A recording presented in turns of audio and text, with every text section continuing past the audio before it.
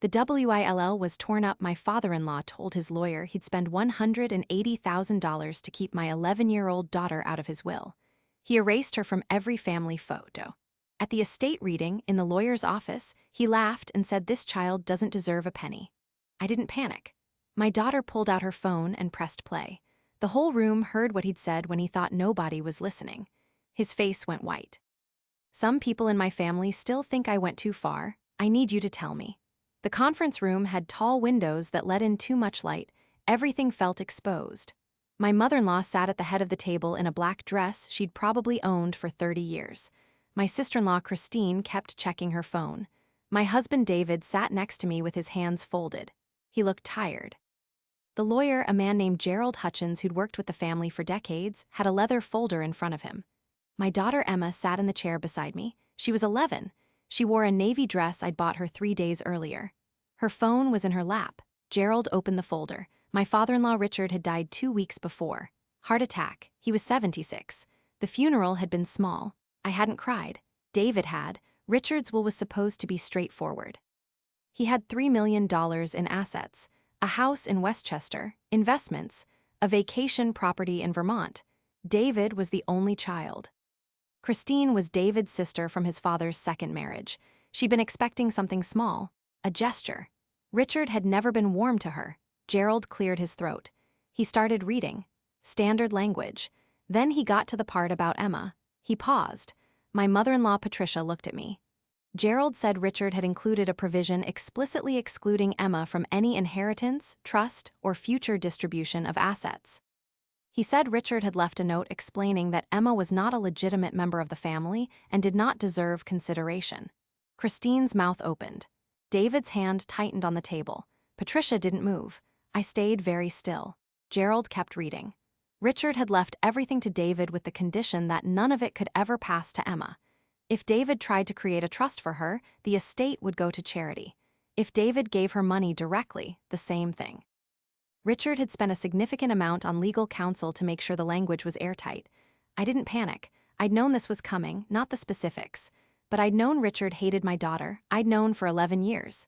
Emma reached into her bag. She pulled out her phone. She looked at me. I nodded. She stood up. She was small for her age. She walked around the table to where Gerald sat. She placed her phone on the table. She pressed play. Richard's voice filled the room. It was a recording from 6 months earlier. Thanksgiving. Emma had left her phone in the study. Richard didn't know it was there. He was talking to his lawyer, the same Gerald Hutchins who was sitting at this table. Richard's voice said he wanted to make absolutely sure that this child didn't get a penny. He said Emma wasn't really his granddaughter because I wasn't really part of the family. He said I'd trapped his son. He said Emma would probably grow up to be just like me. Worthless. He laughed. He told Gerald he didn't care how much it cost. He'd spend $180,000 if he had to. He wanted Emma erased. The recording played for 3 minutes. Gerald's face turned gray. Patricia stood up and left the room. Christine started crying. David put his head in his hands. Emma took her phone back. She sat down next to me. She didn't say anything. Gerald asked where she'd gotten that recording. Emma said she'd left her phone in the study by accident. She'd gone back for it and heard them talking. She'd hit record. She said she'd been carrying it around for 6 months waiting for the right time. Gerald said the will was invalid. He said Richard's mental state could be questioned. He said the recording proved undue influence and bias. He said if this went to court, the estate would be torn apart. He recommended we settle outside of probate. Patricia came back into the room. She looked at me. She said we needed to talk. Let me tell you how we got here. I met David 14 years ago. I was 28. He was 31. I worked in marketing for a small firm in Manhattan. He worked in finance. We met at a fundraiser. He was kind. He had good posture. He didn't talk about money. We dated for 8 months before he introduced me to his father. Richard owned a commercial real estate company. He'd built it from nothing in the 1970s. He was proud of that. He reminded people constantly. He wore expensive suits, but they were always slightly outdated. He didn't believe in showing off. That's what he said. David told me his father was old-fashioned, traditional. I thought that meant he'd be polite. The first time I met Richard, he asked me what my parents did. I told him my father was a teacher. My mother was a nurse. He nodded. He didn't ask anything else. He spent the rest of dinner talking to David about a property deal in Connecticut. I sat there and smiled. Patricia asked me if I wanted more wine. I said no thank you. She didn't pour herself any either. David proposed 6 months later. Richard didn't come to the engagement party. He said he had a business conflict. Patricia came. She brought a gift, a crystal vase. She said it had been in her family. I didn't know if that was true. Christine hugged me. She said she was happy David had found someone. She was 19 then. She seemed genuine. We got married in a small ceremony. Richard showed up. He didn't smile in any of the photos. When the photographer asked for a family shot, Richard stood on the opposite end from me. David didn't say anything, I didn't either. Patricia told me I looked beautiful, I believed her. The problems started when I got pregnant. I told David first. He was excited. We'd been married for 2 years, we'd talked about kids, he wanted them. I did too. He called his father that night. I heard him on the phone, he was happy. Richard's voice came through faintly. He didn't sound happy. David hung up. He said his father wanted to meet for lunch, just the two of them. I asked if I should come. David said no. He went alone. He came back 3 hours later. He looked exhausted. I asked what happened. He said his father thought we should wait. I asked why. David said Richard didn't think I was ready. I asked what that meant. David said his father didn't think I had the right background, the right upbringing, the right resources to raise a child in their family. I didn't cry. I told David we weren't waiting. He agreed. He said he'd handle his father. He didn't. Emma was born 7 months later. David's father didn't come to the hospital. Patricia did. She brought flowers. She held Emma. She said Emma looked like David when he was a baby. Christine came too. She brought a stuffed elephant. She stayed for an hour. Richard sent a card. It said congratulations, nothing else. The first time Richard met Emma, she was 3 months old. We went to his house for Christmas. Patricia had decorated. There was a tree, presents underneath. Richard sat in his chair. He didn't get up when we came in. David brought Emma over to him. Richard looked at her. He said she was small. David said all babies are small. Richard didn't hold her. Patricia made dinner. We sat at the table. Emma was in a carrier next to me. She started crying. I picked her up. Richard said babies don't belong at the dinner table. David said she's fine. Richard said when David was a baby, he stayed in another room during meals. Patricia said times have changed. Richard didn't respond. That was the pattern for the next 11 years. Every holiday, every birthday, every family gathering. Richard acted like Emma didn't exist. He didn't ask about school. He didn't acknowledge her drawings. He didn't say happy birthday. When Emma was 4, she made him a card for Father's Day. She drew a picture of the whole family. She included him. She gave it to him. He looked at it. He put it down on the side table. He never mentioned it again. Patricia told me later she found it in the trash. When Emma was 6, we went to Richard's house for Thanksgiving. Emma was excited. She'd learned to read that year. She wanted to show her grandfather. She brought a book. She sat next to him. She started reading out loud. Richard stood up. He said he had work to do. He left the room. Emma stopped reading. She looked at me. I told her she did a great job. David went after his father. I heard them in the study. David's voice was loud. Richard's was calm.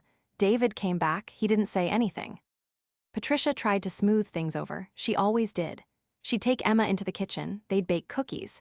She'd tell Emma stories about when David was little.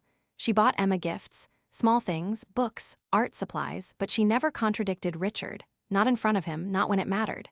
Christine was better. She was younger. She didn't have the same loyalty. When Emma was 7, Christine took her to the park. Just the two of them. They were gone for 3 hours. Richard asked where they were when they got back. Christine said they went for a walk. Richard said Emma shouldn't be out without supervision. Christine said she was supervising. Richard said that wasn't what he meant. Christine didn't ask what he meant. David tried. He really did. He'd argue with his father. He'd defend Emma, but he never pushed far enough to actually change anything. He never said we won't come if you treat her like this. He never said choose. He'd get angry. He'd leave the room. Then he'd come back. He'd apologize, not to me, to his father. He'd say he didn't mean to raise his voice. Richard would accept it. Everything would go back to normal. I stayed quiet. People think that means I was weak. I wasn't. I was building something. Every insult. Every time Richard ignored my daughter. Every time he erased her from a photo or forgot her birthday or left her out of a conversation. I remembered it. I wrote it down, not literally, but I kept track. I knew exactly what we were dealing with. Because here's the thing nobody talks about. I wasn't supposed to be successful. Richard assumed I wouldn't be. That's why he felt comfortable treating me the way he did. He thought I was dependent. He thought I needed David's money. He thought I needed his approval. He was wrong. When I met David, I was making $48,000 a year. It wasn't much, but I was good at my job. I understood how people thought, how they made decisions, how to position a product, how to create desire. I got promoted twice in 3 years. By the time Emma was born, I was making $72,000. I took 6 months off, then I went back. David's salary was comfortable. He made good money, but I didn't need it. I kept my own accounts. I saved aggressively. I invested carefully. Richard didn't know that. David barely knew it. I didn't talk about money. I didn't need to prove anything. I just worked. When Emma was 3, I left the marketing firm. I started consulting independently. Small clients at first, local businesses. I charged reasonable rates. I delivered results. My client base grew. By the time Emma was 5, I was making 6 figures. By the time she was 7, I was making more than David. Richard had no idea. He still thought of me as the girl from the modest family who'd married up. He still made comments about how lucky I was, how David had given me opportunities, how I should be grateful. I smiled. I nodded. I didn't correct him. When Emma was 8, I signed my largest contract, a national retail chain. They needed a complete brand overhaul. The project was worth $325,000. I did the work in 11 months. They were thrilled. They referred me to 2 other companies. I signed both. By the time Emma was 9, my annual income was over $400,000. David knew by then. He was proud. He told his father I was doing well. Richard said that's nice. He didn't ask what I did. He didn't ask how much I made. He assumed it was supplementary. Pin money. Something to keep me busy. David didn't push it. I told him not to because I had a plan. I didn't know exactly what it would look like, but I knew Richard would do something. I knew he'd try to hurt Emma eventually. I knew he saw her as less than, as not worthy of the family name or the family money. I knew he'd make that official somehow. And when he did, I wanted to be ready. I hired Patricia Reyes when Emma was 9. She's an attorney, estate planning, family law. I told her my situation. I told her about Richard. She listened. She said families like his always underestimate the people they look down on. She said we should prepare for every scenario. We did. I set up a trust for Emma, fully funded, managed by a professional trustee. Richard didn't know about it. David knew. He thought it was smart. He didn't realize how much was in it. By the time Emma was 10, the trust had $640,000. I kept adding to it, every major contract, every bonus, every piece of income Richard would never believe I had. I also documented everything, every slight, every exclusion. Patricia told me courts care about patterns, so I tracked them. I didn't need video or audio for most of it. I just needed dates, details, witnesses. Christine helped without knowing it. She'd mention things Richard said. Things he did, I'd write them down later. The recording was luck. Emma really did leave her phone in the study. She really did hit record when she heard Richard talking. She brought it to me that night. She was shaking. She said, "Grandpa hates me." I told her that wasn't true. It was a lie. She knew it was a lie. I told her we'd talk about it later. I saved the recording. I backed it up in 3 places. I knew we'd need it. Richard got sicker when Emma was 10. Heart problems. He didn't slow down. He kept working. He kept controlling. He updated his will 4 times that year. Patricia Reyes has a contact in Gerald's office. Not Gerald himself, someone lower. They told us Richard was making changes. Big ones, specific exclusions. We didn't know the details, but we knew enough. David asked his father about it once. Richard said it was none of his business. David said it absolutely was his business. Richard said the will was designed to protect the family legacy. David asked what that meant. Richard said it meant making sure the right people benefited. David didn't ask who the wrong people were. He already knew. Patricia told me we had options. We could challenge the will before Richard died. We could try to intervene. I said no. I said let him do what he's going to do. She asked if I was sure. I said I was, because I knew something Richard didn't. I knew exactly what I was worth. I knew exactly what Emma was worth. And I knew that no matter what he put in that will, we didn't need him. But Emma deserved better than being erased. She deserved to be seen. She deserved for everyone in that family to know what Richard really thought, not the polite version, not the quiet exclusion. The real thing, the ugly truth. And she deserved to be the one to show them. If you have ever been counted out by someone who should have known better, you already know what that silence feels like. You know what it's like to smile through dinner while someone treats you like you're invisible. You know what it's like to let people underestimate you because you're building something they can't see. You know what it's like to wait. I waited 11 years. Emma waited her whole life. And when Gerald opened that folder and started reading Richard's will, when he got to the part about my daughter not deserving a penny, when the whole room heard what Richard had written, what he'd paid his lawyer $180,000 to make legally binding, I felt something I hadn't felt in a long time. Relief. Because now everyone knew. Now there was no pretending. No polite excuses. No Patricia smoothing things over with cookies and kind words. No David saying his father didn't mean it that way. No Christine looking uncomfortable but staying silent. Richard had put it in writing, he'd made it official, and Emma had evidence that made it impossible to ignore. The recording ended. The room was completely silent. Patricia was standing near the door, her face was pale. Christine was still crying. David was staring at the table. Gerald looked like he wanted to disappear. Emma put her phone back in her bag. She sat down next to me. She folded her hands in her lap exactly the way I'd taught her. Gerald said something about needing time to review. He said this changed things. He said the estate would need to be reevaluated. Patricia said we should go home. She said we'd talk later. I stood up. Emma stood up with me. David didn't move. I put my hand on his shoulder. He looked up at me. He looked destroyed. I told him we'd wait in the car. Emma and I walked out of the conference room. We took the elevator down. We got in the car. She put on her seatbelt. She didn't say anything. I started the engine. I asked if she was okay. She said yes. I asked if she was sure. She said Grandpa was mean. I said yes, he was. She said she was glad everyone heard the recording. I told her I was glad too. David came down 20 minutes later. He got in the car. He didn't look at me. I drove home. Nobody spoke. When we got to the house, Emma went upstairs. David went into his study. I stood in the kitchen. I called Patricia Reyes. I told her what happened. She said good. She said she'd start drafting paperwork. She asked if I wanted to pursue anything legally. I said not yet. I said let's see what they do first. They did exactly what I expected. Patricia called the next day. Not Patricia Reyes. Patricia, my mother-in-law. She asked if we could meet, just us. I said yes. We met at a coffee shop near her house. She ordered tea. I ordered nothing. She said what happened at the reading was unfortunate. I didn't respond. She said Richard had been under a lot of stress. I said that wasn't an excuse. She said she knew. She told me Richard had always been difficult. She said he had strong opinions about family, about legacy, about who belonged. She said she'd tried to change his mind about Emma. She said he wouldn't listen. I asked if she'd tried hard enough. She didn't answer. She said the family wanted to settle. She said they'd be willing to set aside Richard's conditions. She said Emma would be included in the estate distribution. I asked how much. She said they were thinking 10% of the total. That would be $300,000 in a trust for Emma, managed by the family. I laughed. She looked hurt. I told her that wasn't even close. She asked what I wanted. I said I wanted Emma treated like she'd always deserved to be treated, like a full member of the family, like Richard's granddaughter, not like a charity case, not like an afterthought. She said that was complicated. I said it really wasn't. I told her I'd think about her offer. She said not to take too long. The estate needed to be settled. I said I understood. I left. I called Patricia Reyes from the car. I told her about the 10% offer. She said it was insulting. I agreed. She asked what I wanted to do. I said I wanted to make sure Emma got what she deserved.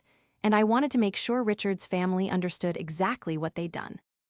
Everything I had built was about to be tested in front of 43 people who had absolutely no idea it existed. Patricia Reyes and I met 3 days after the coffee shop conversation. Her office was in Midtown, 13th floor. She had a corner view. I'd been working with her for 2 years by then. She knew exactly what Richard's family was worth. She knew what I was worth too. She had files on her desk. Real ones, paper. She preferred them to digital for sensitive work. She opened the top folder. Inside were balance sheets, account statements, property valuations. Everything I'd built since Emma was born.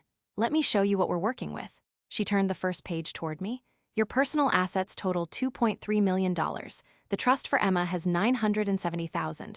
Your business is valued at $1.6 million based on current contracts and projected revenue. I'd known the numbers. Hearing them out loud was different. She continued. Richard's estate is $3.2 million. They offered Emma $300,000. That's 9%, not even the 10% Patricia claimed. She rounded up. Generous of her. Patricia Reyes tapped the page. Here's what matters. You don't need their money. Emma doesn't need their money, but this isn't about money. It's about respect. It's about making them see her. She closed the folder. So we have options. We can accept their offer and walk away. We can counteroffer. We can challenge the will in court, or we can do something else. I asked what else meant.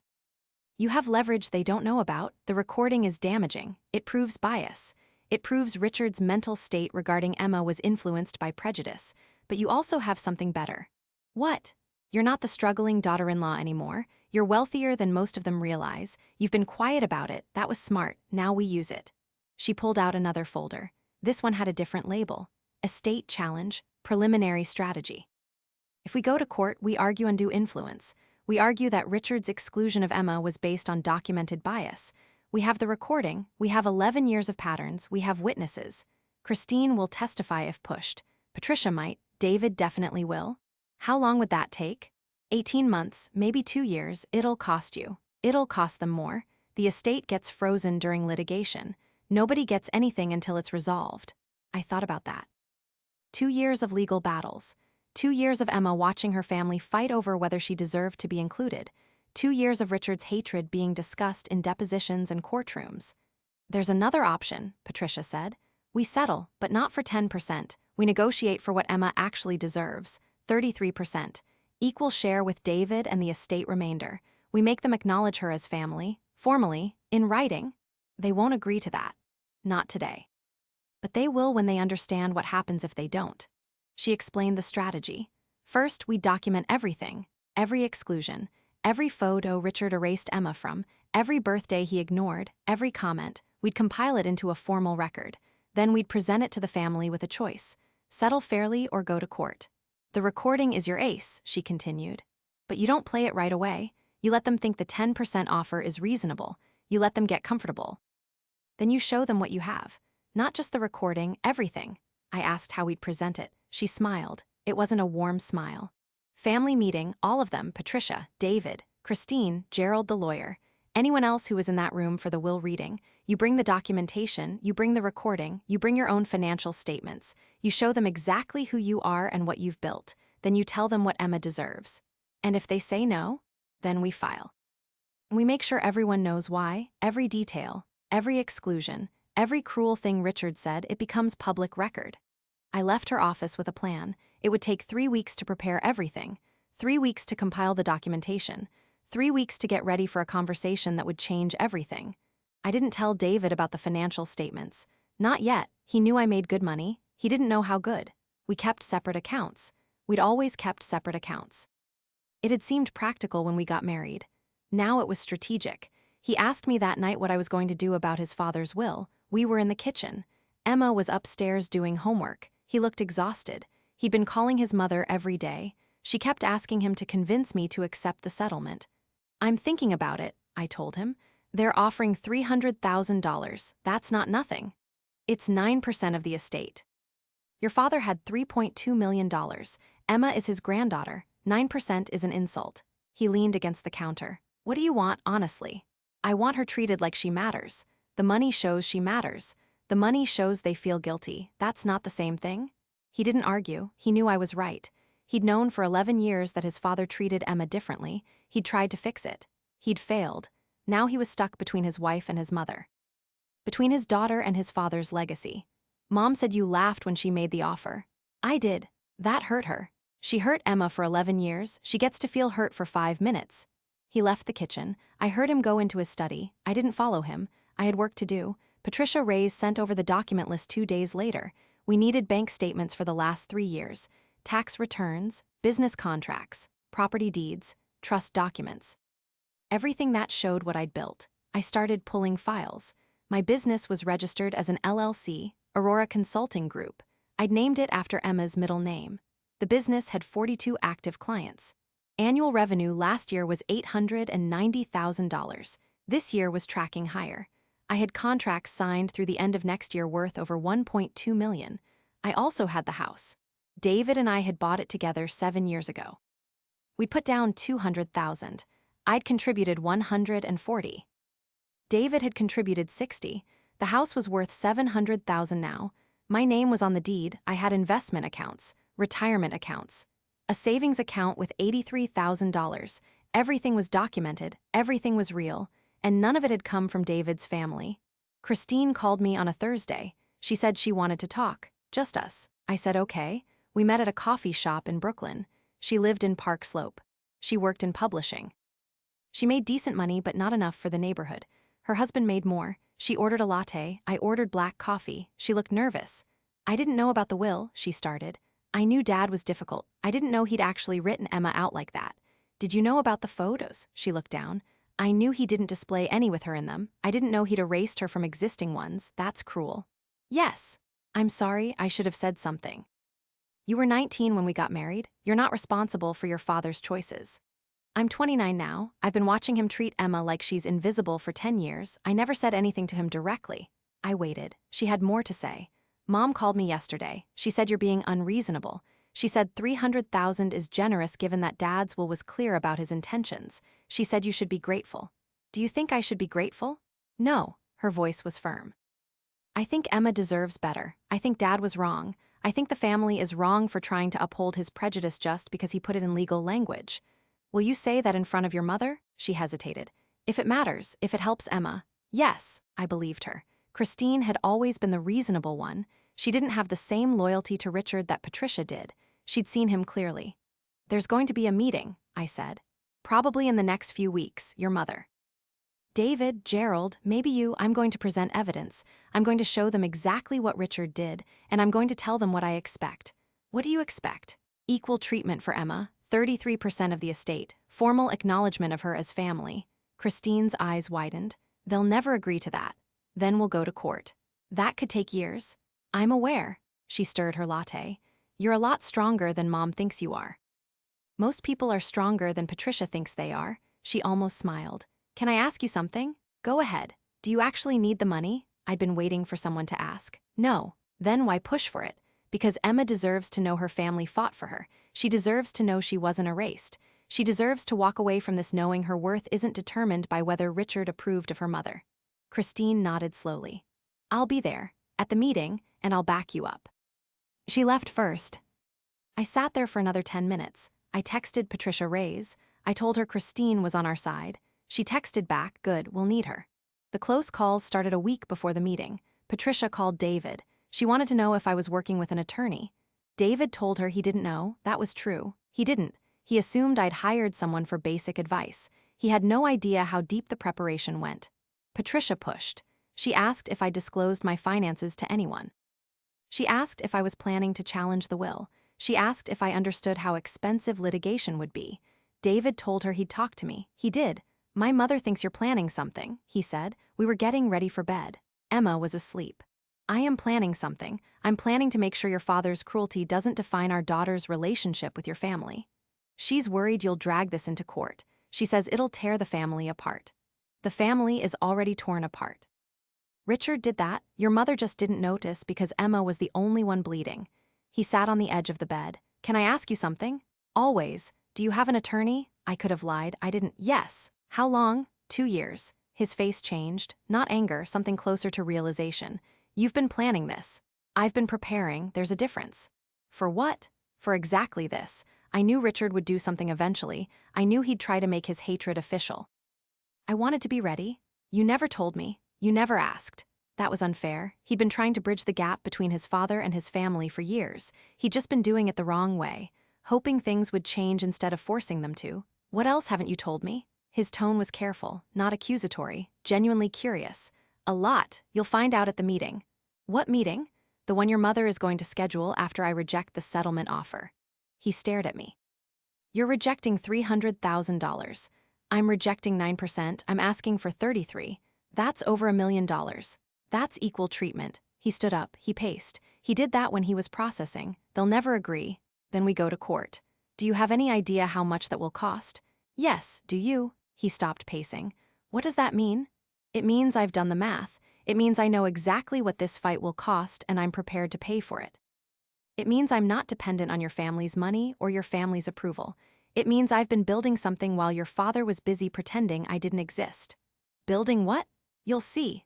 I turned off the light. The conversation was over. He didn't push further, but I could feel him thinking, trying to piece together what I'd just said, trying to understand how much he didn't know about his own wife.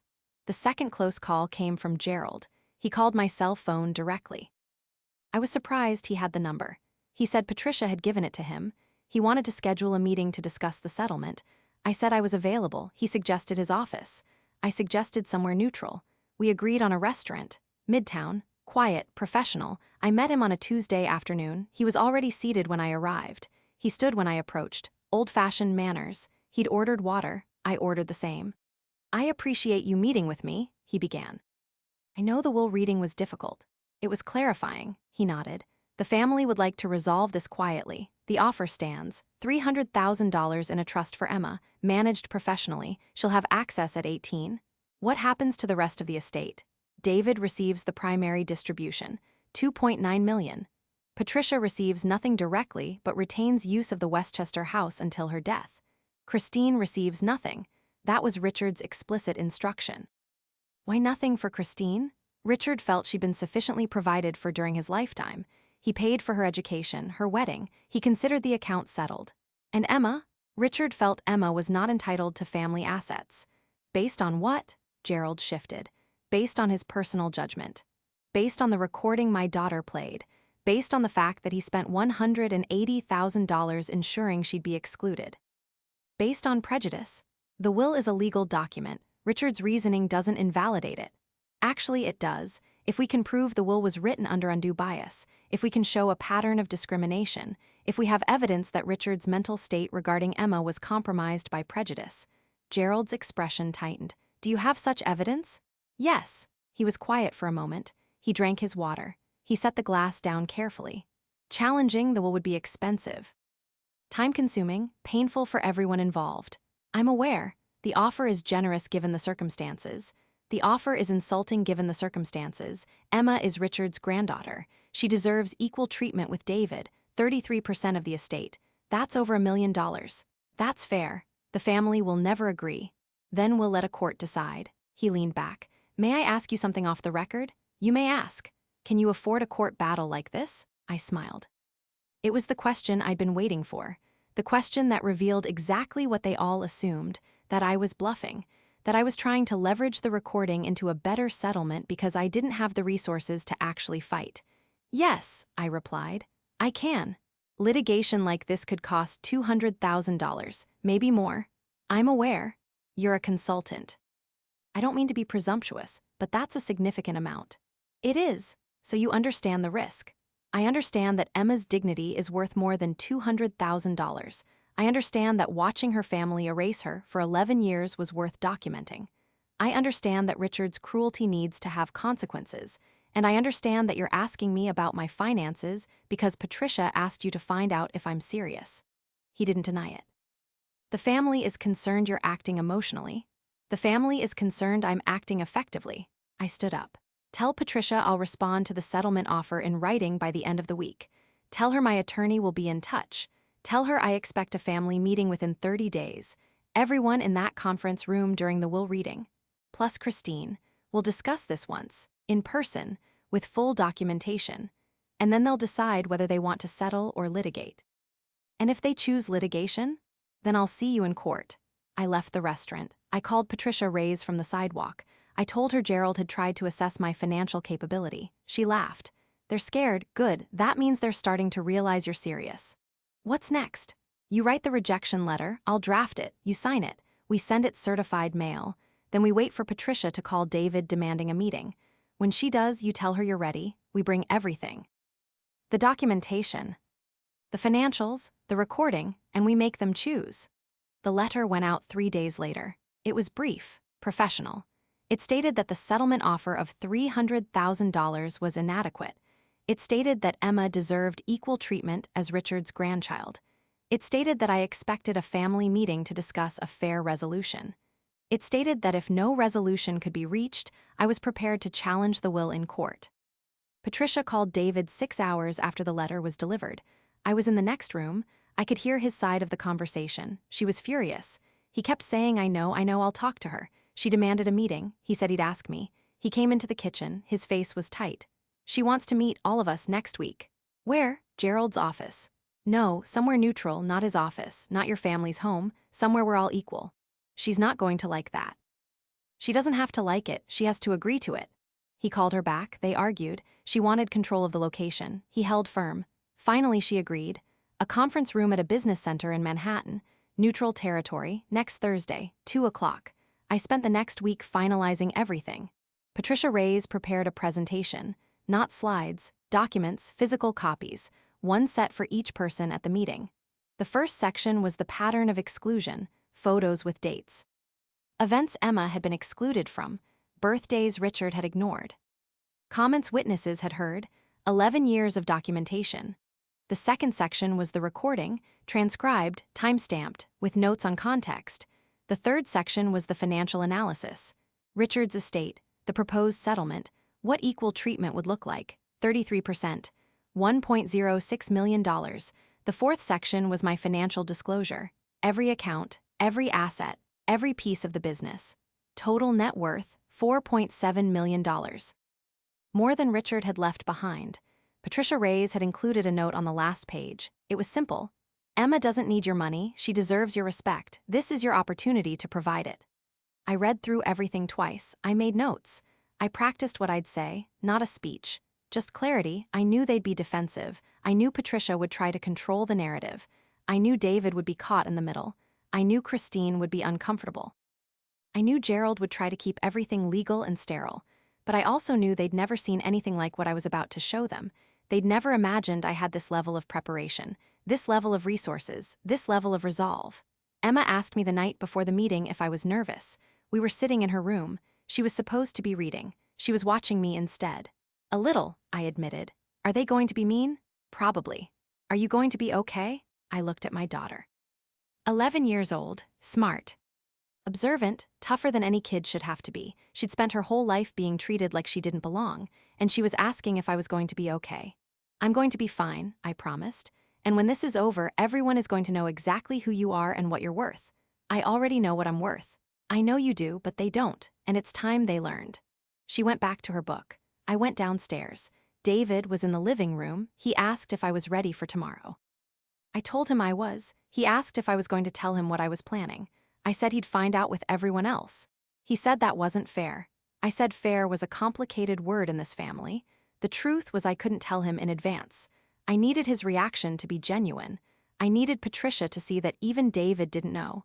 I needed the whole room to understand that I'd been operating independently, building independently, planning independently.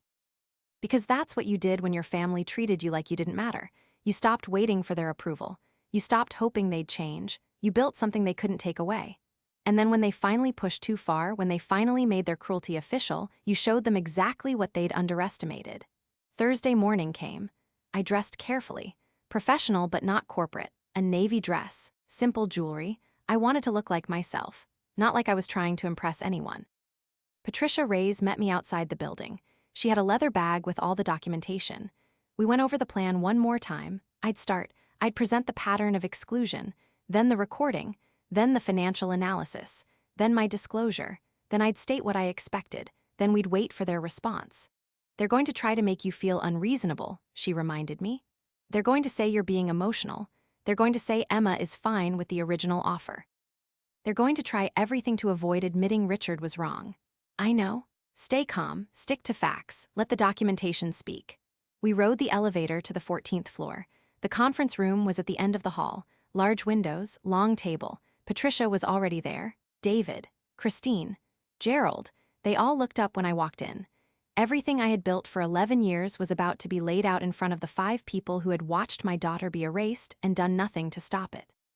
I set my bag on the table. Patricia Reyes sat down next to me. I looked at my mother-in-law across from me. She had her hands folded. Her posture was perfect. She looked like she was attending a board meeting. David sat to her right. He looked uncomfortable. Christine sat at the far end. She gave me a small nod. Gerald was at the head of the table with files in front of him. I want to know if you would have said what I said next, because I still think about it.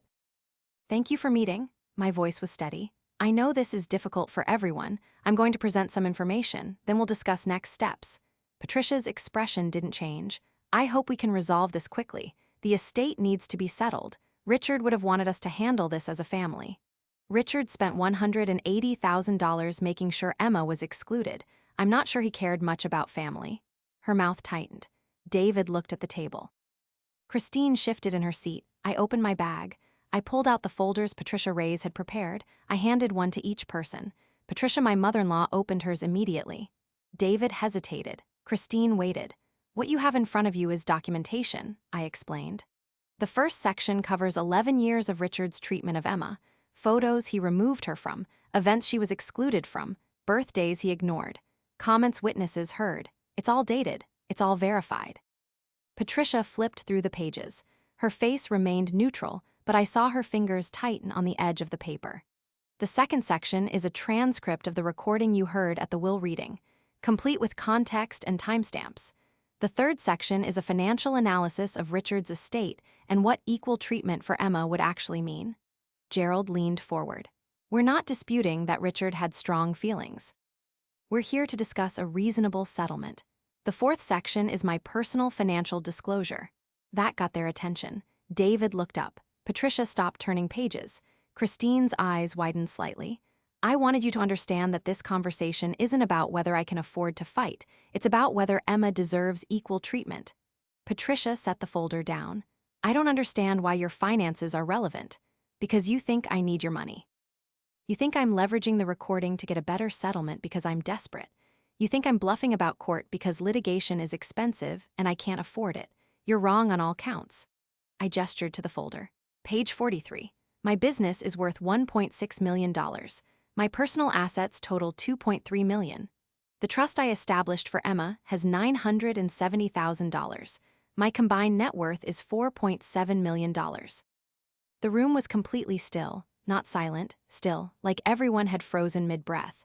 David spoke first. 4.7 million? Yes. Your business is worth 1.6 million? Yes. How long have you known this? I've been building it for 11 years. The valuation was completed last month. Patricia's voice was sharp. You've been hiding this. I've been working. There's a difference. You never asked what I did. You never asked how my business was performing.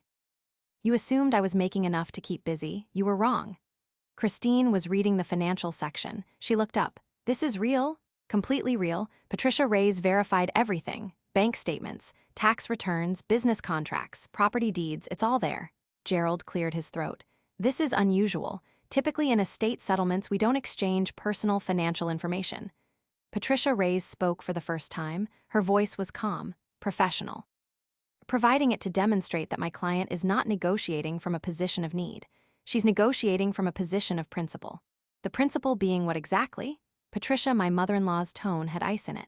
That Emma deserves equal treatment. That Richard's prejudice shouldn't determine her worth. That excluding a child from a family estate because you don't approve of her mother is cruel and legally questionable. Richard had every right to distribute his assets as he saw fit. Within legal boundaries, discrimination based on bias is not within those boundaries. Emma is 11 years old. She doesn't need $1 million. I leaned forward. This isn't about what she needs, it's about what she deserves. David is getting $2.9 million. Emma is Richard's granddaughter. She deserves $1.06 million, 33%, equal treatment. That's absurd. Patricia's composure cracked slightly. David was Richard's son. Emma is a child. Emma is Richard's granddaughter. That's not optional, that's biology. Richard made his wishes clear. Richard made his prejudice clear. There's a difference. David had been reading the documentation. He set it down. His hands were shaking slightly. You've been planning this for years. I've been preparing for years. I knew Richard would do something. I wanted to be ready. You never told me you were worth $4.7 million. You never asked. You've always kept separate finances. I assumed you knew I was doing well. I didn't realize you thought I was still making $70,000 a year. I thought you were successful. I didn't think you were wealthier than my father. I'm not wealthier than your father was. I'm wealthier than what he left behind. There's a difference. Christine was still reading. She looked up at her mother. Did you know about the photos? The ones he erased Emma from? Patricia hesitated. I knew he preferred certain photos. He digitally removed a child from family pictures. That's not preference. That's erasure. He had his reasons. What reasons? Christine's voice was getting louder. What possible reason justifies removing your granddaughter from existence? He didn't think Emma should be prioritized over family legacy. Emma is family legacy. She's his granddaughter. Patricia turned to her daughter. You don't understand the full context. Then explain it to me. Explain why Grandpa spent $180,000 making sure an 11-year-old girl was written out of his will. Explain why that's reasonable. Patricia didn't answer. She looked at Gerald. He was reading the financial disclosure section.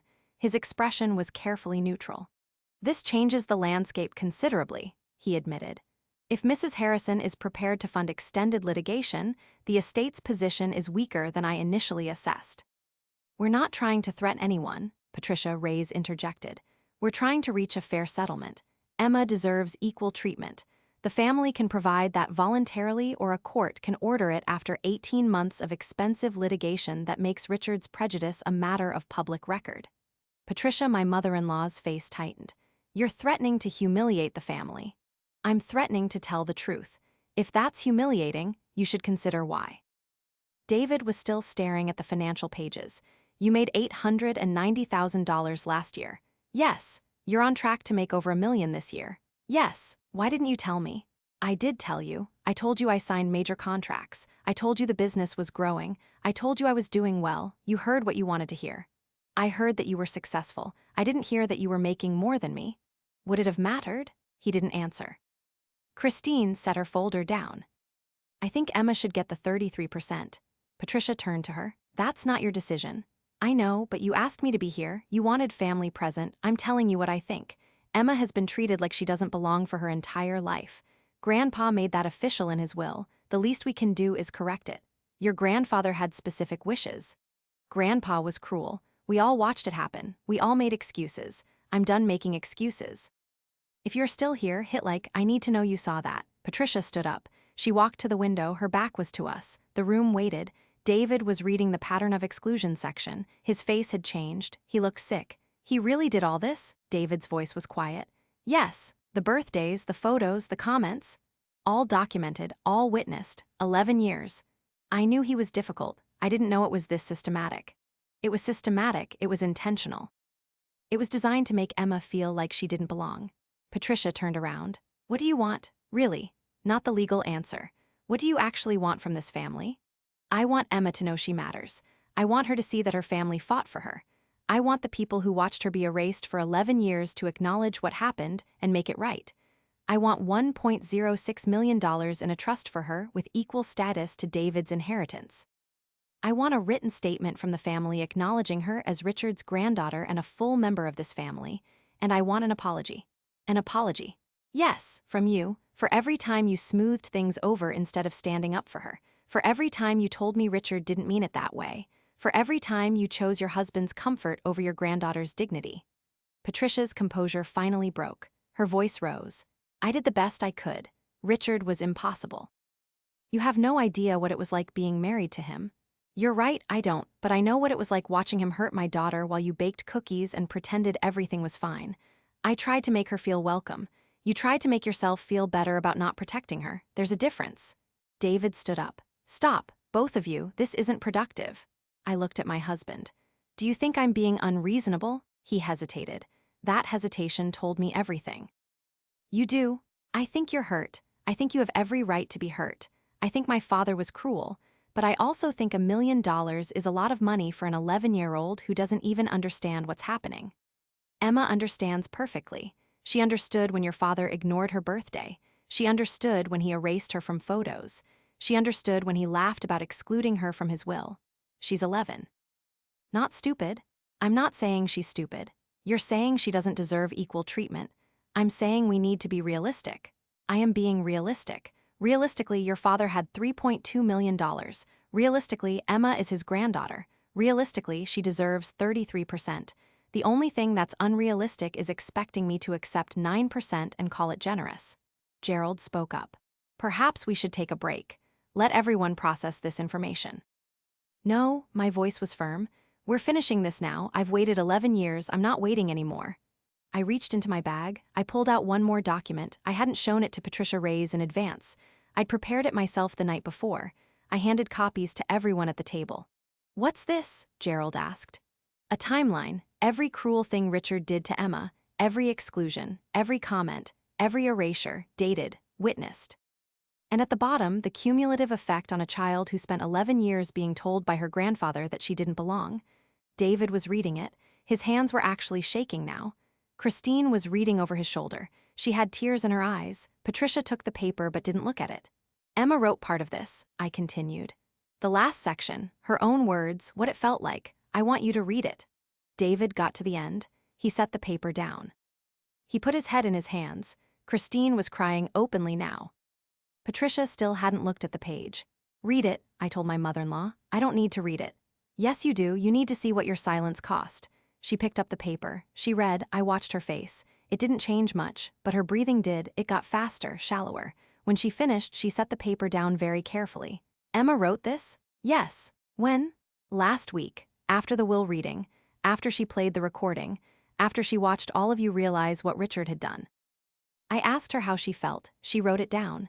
What does she want? Patricia's voice was different now, smaller. She wants what every child wants, to be seen, to matter, to know her family fought for her.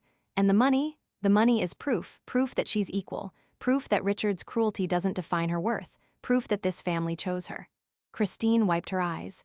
Give her the 33%, give her the statement, give her everything she's asking for. Patricia looked at her daughter. You don't understand the complications. I understand that we watched a child be erased and we did nothing. I understand that's unforgivable. I understand that the least we can do now is make it right. David was still sitting with his head in his hands. I couldn't see his face. I waited. Finally, he looked up. He looked at his mother. She's right. Christine's right. We should give Emma the 33%. Patricia's mouth opened. You can't be serious. I'm completely serious. I watched my father treat my daughter like she was worthless for 11 years. I made excuses. I told myself he'd come around. I was wrong. And now he's gone and his last act was to make that cruelty official. I'm not defending it anymore. David, think about what you're saying. I have thought about it. For 11 years, I'm done thinking. Emma gets $1.06 million. Equal treatment. That's final. Gerald was making notes. If David agrees to the redistribution, we can restructure the estate distribution. It would require filing amended paperwork, but it's legally feasible. Patricia was looking at her son like she didn't recognize him. You're choosing her over your father's wishes. I'm choosing my daughter over my father's prejudice. I should have done it years ago. Patricia turned to me. The look on her face was complex. Anger, hurt, something else I couldn't identify. You've been planning this from the beginning. From the moment you met David, this was always about money. I stood up. I walked around the table. I stood directly across from her. I met David 14 years ago. I fell in love with him. I married him. I had his child. I built a business worth $1.6 million. I saved $2.3 million. I established a trust for my daughter with almost $1 million in it. I did all of that without your family's help or approval or money. So when you say this is about money, you're wrong. This is about dignity, Emma's dignity, and if you can't see the difference, that says everything about why we're in this room. Patricia didn't respond. She was breathing hard. Her hands were flat on the table. I had one more thing to say. I brought something else. I reached into my bag again. I pulled out an envelope. I set it on the table in front of Patricia. Open it. She stared at the envelope. She didn't move. Christine leaned over and opened it. She pulled out a single piece of paper. She read it. Her expression changed. What is this? It's a waiver. If the family agrees to the 33% distribution, agrees to the written acknowledgement, and provides the apology, I'll waive any future claims against the estate. No litigation, no public record, no drawn-out court battle, clean resolution. Gerald took the paper from Christine. He read it carefully. This is remarkably generous. It's practical. I don't want to spend 2 years in court. I don't want Emma's childhood defined by legal battles. I want this resolved, but it has to be resolved fairly. Patricia finally spoke. And if we don't agree? Patricia Reyes answered. Then we file a formal challenge to the will within 72 hours. We depose every family member. We subpoena every document. We make Richard's treatment of Emma a matter of public record. We call witnesses. We play the recording in open court. We let a judge decide. And in 18 months, when the court orders a redistribution that's likely more favorable to Emma than what we're asking for now, you'll have spent $200,000 in legal fees and destroyed what's left of your family privacy. The room was silent. Not still this time, actually silent. Everyone was looking at Patricia, waiting. She was staring at the waiver. Her fingers were inches from it, but she didn't pick it up. David broke the silence. Mom, please, just do the right thing. She looked at her son. The right thing? Yes. You think giving away $1 million of your inheritance is the right thing. I think acknowledging my daughter as an equal member of this family is the right thing. The money is just proof. Patricia looked at Christine. And you agree with this? Completely. She looked at Gerald. Is this legally sound? The waiver is well drafted. If the family agrees to the terms, it would resolve all potential claims. It's a clean exit. She looked at me. You win. This isn't about winning, this is about Emma. You've made that very clear. She picked up the waiver, she read it again, she set it down, she took a pen from her purse, she signed it, she slid it across the table to Gerald. Draft the amended distribution, 1.06 million to Emma, equal acknowledgement. I'll provide the written statement. And the apology? I pressed. She looked at me for a long moment. Her face was hard, but her eyes were different. Tired. Defeated, maybe something close to ashamed. I'm sorry I didn't protect her. I'm sorry I chose peace over her dignity. I'm sorry I let Richard's cruelty define our family. I'm sorry Emma spent 11 years feeling like she didn't belong. And I'm sorry it took you threatening to destroy everything before I was willing to make it right. It wasn't warm. It wasn't loving. But it was honest. And it was more than I'd expected. Christine was crying again. David was staring at his mother like he'd never seen her before. Gerald was writing notes. Patricia Reyes was checking the signed waiver to make sure everything was in order. I sat back down. I folded my hands on the table. I felt strange, not victorious, not relieved, just tired. 11 years of preparation. 11 years of watching my daughter be treated like she didn't matter. 11 years of building something in silence so that when the moment came, I'd be ready. And now the moment was over. Gerald spoke. I'll prepare the amended estate distribution documents. Everyone will need to sign. The trust for Emma will be established within 30 days. The written acknowledgement will be drafted and approved by all parties. The estate should be fully settled within 90 days. And the apology? Christine asked. Does Emma get to hear it? Patricia looked at her daughter. If she wants to hear it. She deserves to hear it in person, not in a legal document, in person. Patricia nodded slowly. Then I'll tell her myself. David reached across the table. He took my hand. I'm sorry for all of it, for not protecting her, for not seeing how bad it was, for not believing you when you said it mattered. You see it now. I see it now. The meeting ended 20 minutes later. Gerald collected all the signed documents. Patricia Reyes packed up her files. Christine hugged me on the way out. She whispered that she was proud of me. David walked out with his mother. I heard them talking in the hallway. Her voice was defensive, his was firm. I stood alone in the conference room for a moment. The folders were still on the table. 11 years of documentation, 11 years of proof. I gathered them up. I put them back in my bag. I walked out. Patricia Reyes was waiting by the elevators. You did well in there. Thank you. How do you feel? Tired. That's normal. You just won $1 million settlement without going to court. I didn't win. Emma got what she deserved. That's different. The elevator came. We rode down in silence. Outside the building, she turned to me. What you did in there was remarkable. Most people would have taken the $300,000 and walked away. Most people don't have $4.7 million and the ability to fund a 2-year legal battle. Most people don't have your spine. The money helped, but you would have fought anyway. She was right. I would have, even if I'd been broke. Even if litigation would have bankrupted me. Because Emma deserved to know someone fought for her. I went home. Emma was at school. David was still at the building talking to his mother. The house was quiet. I sat in the kitchen. I made tea. I didn't drink it. I just sat there holding the cup. My phone rang. It was Christine. I just wanted to say thank you. For what? For doing what I should have done years ago. For standing up to Mom. For making her see what was happening. I watched Emma be excluded and I told myself it wasn't my place to interfere. I was wrong. You were young. I was old enough to know better, but I'm glad you were strong enough to force the issue. Emma deserved better. She's getting it now. We talked for a few more minutes.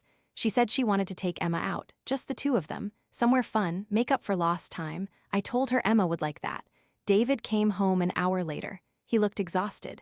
He sat down across from me. My mother is furious. I know. She thinks you manipulated the whole situation. I documented the truth and demanded fair treatment. If that's manipulation, she has a strange definition. She's hurt. She should be. She chose Richard's comfort over Emma's dignity for 11 years. That should hurt. He was quiet for a moment.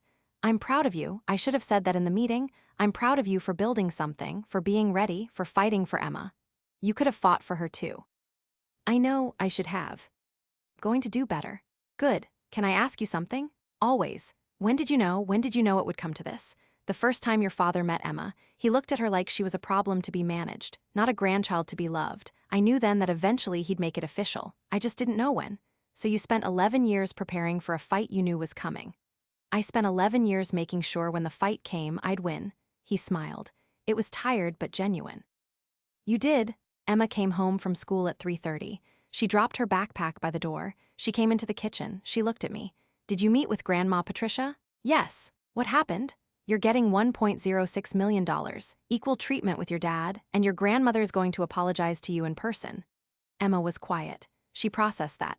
$1 million. $1.06 million in a trust. You can't touch it until you're 18, but it's yours.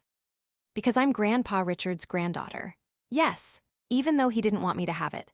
Even though the family corrected his mistake. She sat down at the table. She looked smaller than usual, younger. Do I have to forgive them? No, you don't have to forgive anyone. The money is yours regardless. The acknowledgement is yours regardless. What you do with it emotionally is up to you. Do you forgive them? I thought about that. I don't know yet.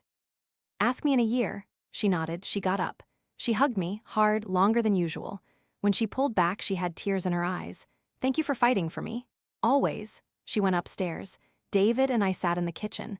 The afternoon light was coming through the window. Everything felt different. Not better exactly, just different.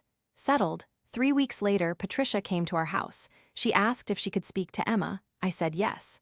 I stayed in the room. I wasn't leaving them alone. Patricia sat on the couch. Emma sat in the chair across from her. I stood by the door. Patricia looked older than I remembered. Smaller. She had a piece of paper in her hands, the written acknowledgement. She set it on the coffee table. Emma, I need to tell you something. Your grandfather treated you unfairly. He excluded you from family events and family photos. He ignored your birthdays. He said cruel things, and I didn't stop him. I should have protected you. I should have stood up for you.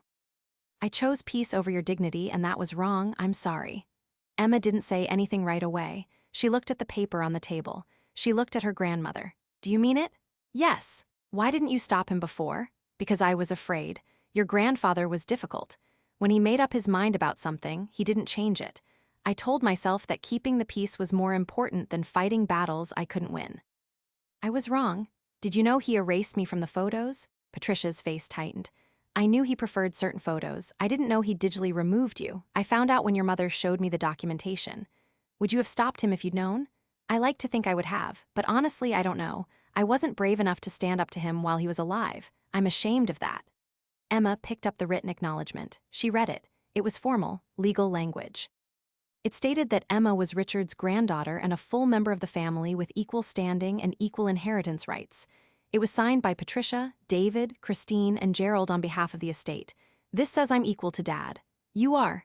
Grandpa didn't think so. Your grandfather was wrong. Emma set the paper down. Okay. Okay? I accept your apology. I don't know if I forgive you yet, but I accept it. Patricia nodded. Her eyes were wet. That's fair. They sat there for another minute, not talking, just sitting. Then Patricia stood up. She asked if she could hug Emma.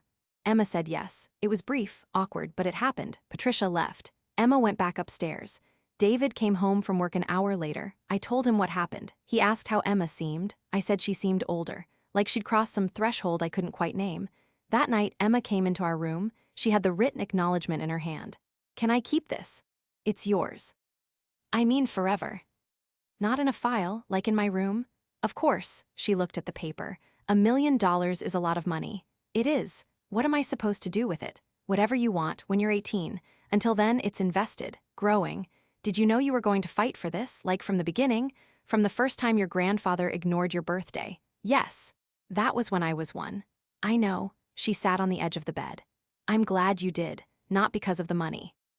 Because you made them see me. You were always worth seeing. I know, but now they know it too. She went back to her room. David and I turned off the lights. We lay there in the dark. Do you think we did the right thing? He asked. Yes. My mother will never forgive you. I'm not sure I care. Emma will be okay. Emma will be better than okay. She'll know what it looks like when someone fights for her. She'll know what it looks like to demand fair treatment. She'll know that being underestimated isn't the same as being powerless. You taught her that. Richard taught her that. I just showed her what to do with the lesson. We fell asleep. When I woke up the next morning, everything felt lighter. The fight was over. Emma had her acknowledgement. She had her inheritance. She had proof that she mattered. And I had proof that 11 years of preparation, 11 years of building in silence, 11 years of being underestimated had been worth every single moment. Did I go too far? Or not far enough? Tell me in the comments. The estate was officially settled 6 weeks later. Gerald filed all the paperwork. The court approved the amended distribution. Emma's trust received $1.06 million. David received $1.8 million after the redistribution. The remainder went to estate taxes and legal fees. Patricia received lifetime use of the Westchester house as originally specified. Christine received nothing, also as originally specified, though David later gave her $50,000 from his own inheritance. I never saw the Westchester house again. Patricia invited us for Christmas that first year after the settlement. I declined. David went with Emma. They were back in 3 hours. Emma said it was awkward. Grandma Patricia had tried too hard. She'd bought presents, big ones, expensive. Emma said it felt like she was trying to buy forgiveness. David didn't disagree. The following year, Patricia asked if Emma wanted to visit for her birthday, just the two of them. Emma said no thank you. She was polite about it, but firm. Patricia called me afterward. She asked if I was preventing Emma from seeing her. I told her I'd never prevented anything. Emma made her own choice. Patricia said that wasn't fair. I said fairness was subjective. She hung up. Christine stayed in touch. She and Emma went to museums. They got lunch once a month. Christine never pressured Emma to forgive Patricia. She never made excuses for Richard. She just showed up, consistently. Emma appreciated that. David and I stayed married. Some people asked if the whole situation damaged our relationship. It did, but not in the way they expected. We went to therapy. We talked about the 11 years he'd spent watching his father hurt our daughter and doing nothing effective to stop it. We talked about the years I'd spent building something in secret because I didn't trust him to protect us. It wasn't easy, but we worked through it. He changed. He started standing up to his mother.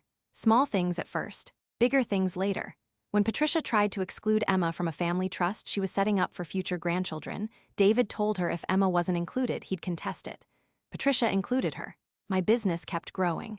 By the time Emma turned 13, Aurora Consulting Group had 68 clients and annual revenue of $1.4 million. I hired 2 employees, then 4, then 8. I moved into a real office. Not because I needed it, because I'd earned it. Emma's trust grew too. The trustee invested conservatively. By her 13th birthday, it was worth $1.2 million. She knew about it. We'd been transparent from the beginning. She asked smart questions, how it was invested, what the returns were, what she could do with it when she turned 18. She said she wanted to use some of it for college and some of it to start a business. I told her that sounded perfect. Patricia sold the Westchester house when Emma was 14. She said it was too big, too many memories. She bought a condo in the city, 2 bedrooms. She invited us to see it. David went. Emma and I didn't. Patricia stopped asking after that. Richard's grave is in a cemetery in Westchester. I've never been. David goes occasionally. He says it helps him process. Emma asked me once if she should visit. I told her only if she wanted to. She said she didn't. I said that was fine. The recording is still on Emma's phone. She's never deleted it. She said she keeps it as a reminder, not of Richard's cruelty, of her own strength. She was 11 years old and she knew exactly when to play it. She knew it would change everything. And she did it anyway. Gerald retired 2 years after the settlement. He sent me a letter. He said in 38 years of estate law, he'd never seen anyone advocate for a child the way I had. He said most people would have taken the initial offer and walked away. He said he was glad I hadn't. He said Emma was lucky to have me. I framed the letter. It's in my office. Christine got married when Emma was 15. She invited all of us to the wedding. Patricia, David, Emma, me, we all went. It was civil. Patricia and I didn't speak directly. We didn't need to. Emma was there as a full member of the family. That was the only statement that mattered. At the reception, Patricia tried to take a family photo. Just her, David, Christine, and Christine's new husband.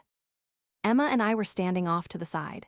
Christine stopped her mother. She said if Emma wasn't in the photo, she didn't want it taken. Patricia hesitated. Then she gestured for Emma to join. Emma looked at me. I nodded. She walked over. She stood next to Christine. The photo was taken. Patricia had it framed. It sits on her mantle. Emma is clearly visible. I don't hate Patricia. I don't think about her enough to hate her. She's David's mother. She's Emma's grandmother. We see her at family events. We're polite, but we're not close. We'll never be close. Too much happened. Too much silence. Too much choosing comfort over courage.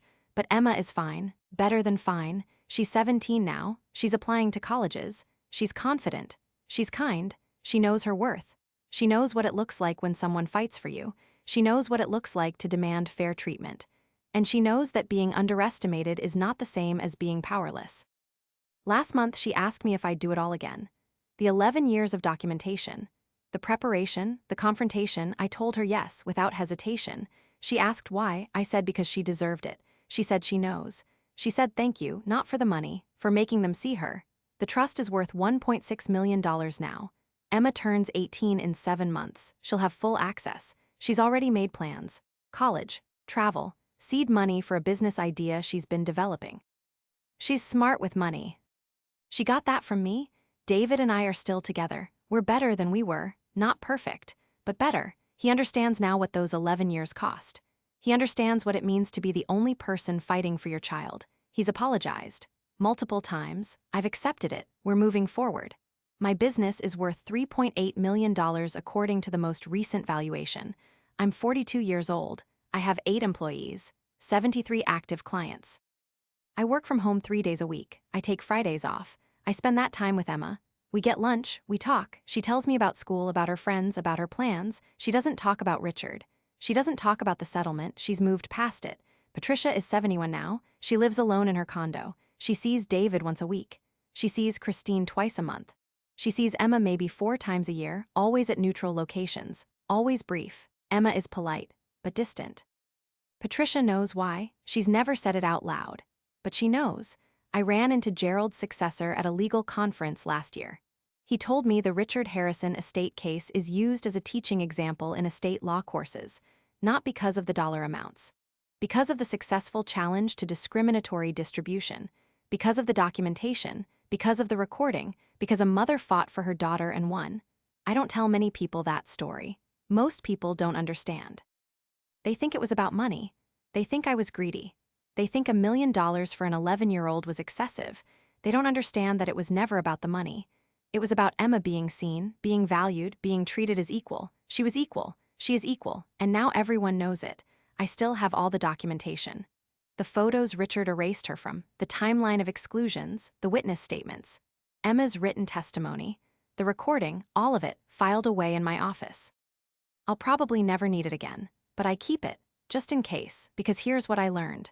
People will treat you exactly as badly as you allow them to. They'll exclude you, erase you, diminish you, and they'll do it with a smile. They'll tell you it's for the best. They'll tell you to be grateful for what you get.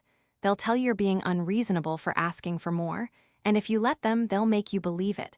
But if you document everything, if you build something they can't take away, if you prepare for the fight you know is coming, if you wait for the right moment, and if you're willing to walk into a room and show them exactly what they underestimated, then you win.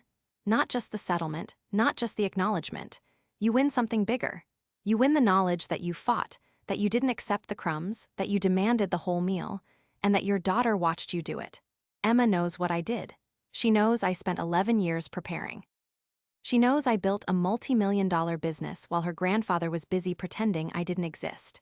She knows I walked into that conference room with documentation and financial statements and a recording that proved everything. She knows I didn't back down. And when she faces her own Richard someday, when someone tries to erase her or exclude her or tell her she doesn't deserve equal treatment, she'll know exactly what to do. She'll document it. She'll build something they can't take away. She'll wait for the right moment, and she'll fight because I showed her how. So did I go too far or not far enough? Tell me in the comments.